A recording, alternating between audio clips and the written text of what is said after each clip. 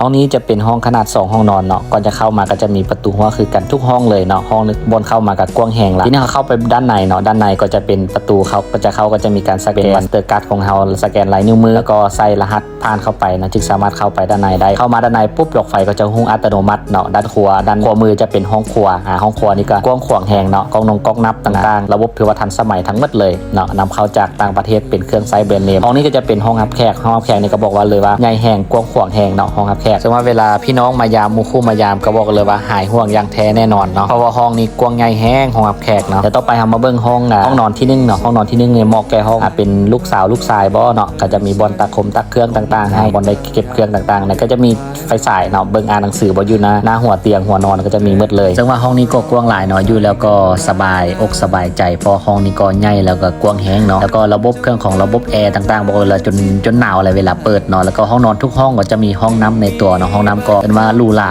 แล้วก็เป็นเครื่องนำเข้าจากแบรนด์เนมทั้งหมดเลยนำเข้าจากต่างประเทศว่าจะเป็นเยอรมันแล้วก็ญี่ปุ่นเนาะมาเบิ่งห้องนอนต่อไปเป็นห้องนอนที่2เนาะห้องนอนนี้ก็จะเป็นห้องนอนที่ว่ากว้างและก็ใหญ่แห้งเนาะเบิ่งจากบอลตักเครื่องนี่ก็เป็นใหญ่แท้ใหญ่ว่าเนาะย่างเข้ามาด้านในนี่เนาะก็จะมีห้องน้ำในตัวนะห้องนี้บอกเลยว่ากว้างแล้วก็ใหญ่แห้งเนาะมีจอทีวีเนี่ยมันมีจอทีวีที่ว่าใหญ่เนาะหรือว่าเขาจะตกแต่งเป็นอื่นก็ได้ตามเขาเลยใกล้กับบอลนอนของเขาแล้วต่อไปมาเบิ่งบอล